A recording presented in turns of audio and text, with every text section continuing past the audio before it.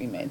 Governor Raimondo, with regard to dollars and cents, you and I have spoken on a number of occasions about shared sacrifice, austerity budgets, the notion that as the small business infrastructure in this state literally is collapsing around us, for admittedly exogenous reasons, there was at least the expectation that there would be some type of financial responsibility.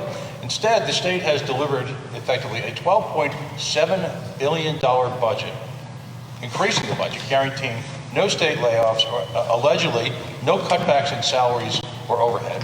In a state that's got a GDP growth pre-COVID that was less than half of the national average, in one of the worst funded pension states in the nation, and that's not even counting city of Providence, in a state that is virtually on the verge of collapse, arguably, of course, exacerbated by COVID.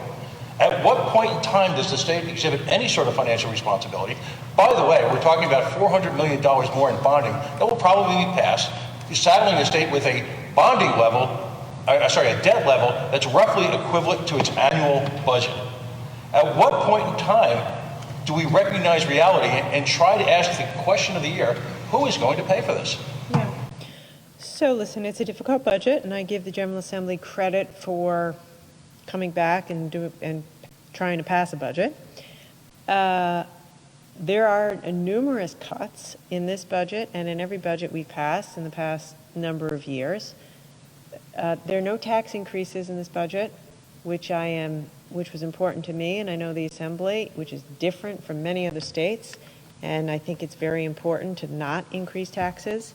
In fact, there are some additional tax cuts in the budget.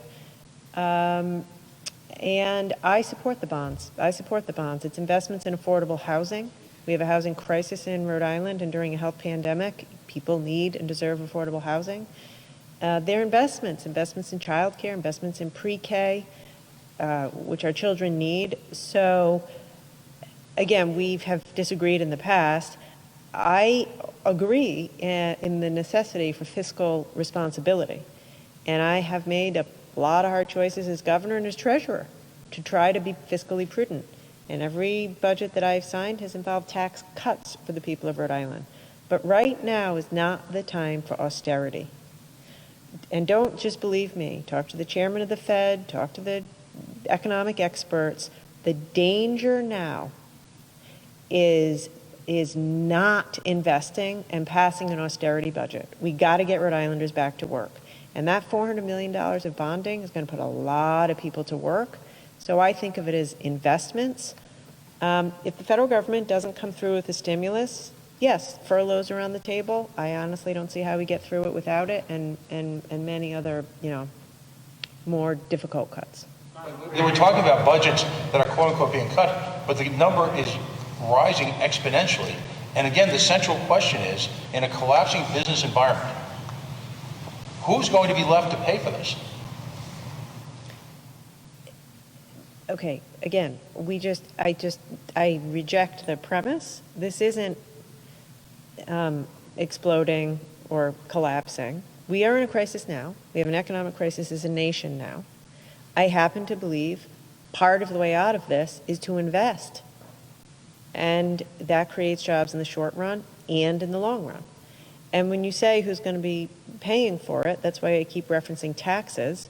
I think it would be a terrible time to raise taxes on, everyday Rhode Islanders. And so we're not going to do that. And we're going to cut accordingly in order to make that possible. But we also need to invest in healthcare, housing, childcare, clean water, because I think that'll pull us out of recession and make sure the recession isn't so protracted.